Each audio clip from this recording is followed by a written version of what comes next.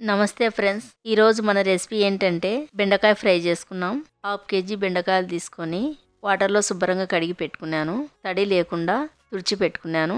బెండకాయలు తొడిమే తుంచితే తునుగు తెగినక లేతగన్నట్టు, తొడిమే తునుగకపోతే బెండకాయలు ముదురుగన్నట్టు అండి. బెండకాయలు లేతగంటే బెండకాయ ఫ్రై చాలా బాగుంటుందండి. బెండకాయలను పుచ్చులు లేకుండా చూసుకొని కట్ చేసుకుందాం.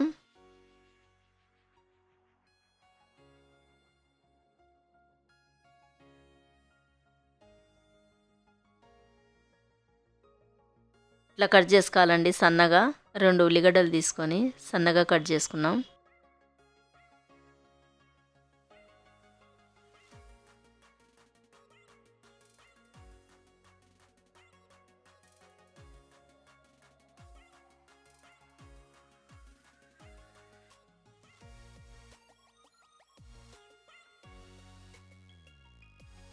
గ్యాస్ ఆన్ చేసుకొని బాండిల్ పెట్టుకున్నాం. 2 స్పూన్ల ధనియాలు వేసుకున్నాం. కొంచెం దాల్చిన చెక్క, 3 లవంగాలు బాగా వేయించుకున్నాం అన్నీ.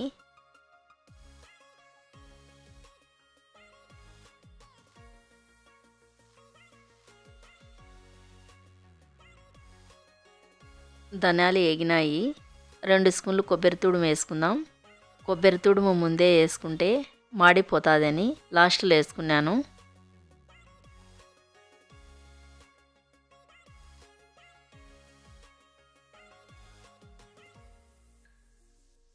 మిక్సీ గిన్నె తీసుకుందాం. ఫ్రై చేసిన దినుసులు వేసుకొని కొన్ని ఎల్లిపాయలు వేసుకుందాం.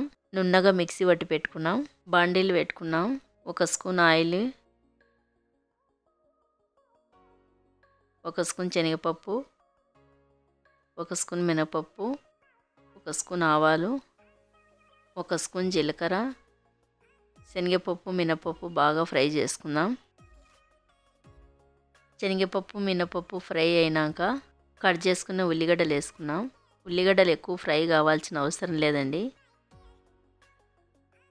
2 ఎండుమిరపకాయలు వేసుకుందాం.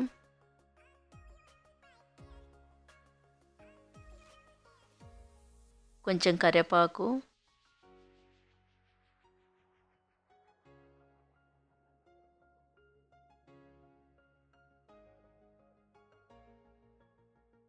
కట్ చేసుకున్న బెండకాయలు వేసుకుందాం.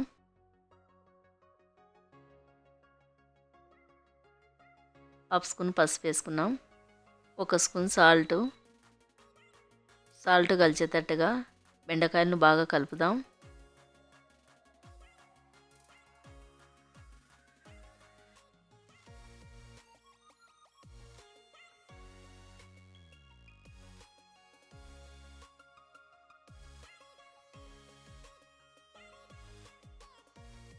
ఒక 5 నిమిషాలు మూత పెట్టుకున్నాం. మధ్య మధ్యలో బెండకాయ అడగంటుకోకుండా కలుపుతండాల.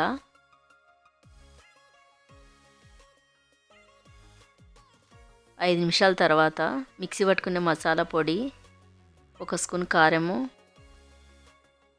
బాగా కలుపుకుందాం.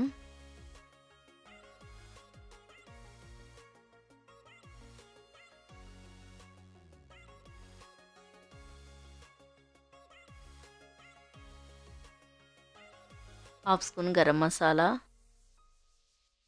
సన్నగా కట్ చేసుకునే కొత్తిమీర బాగా కలుపుకుందాం. బెండకాయను స్లోగా కలుపుదాం, లేకుంటే బెండకాయలు అన్నీ ఇరిగిపోతాయి.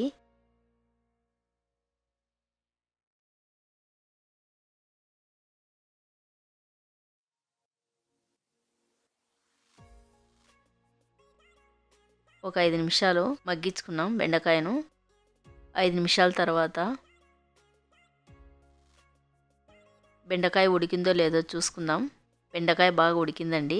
అలాగనే కారం ఉప్పు కరెక్ట్గా సరిపోయిందండి బెండకాయలో.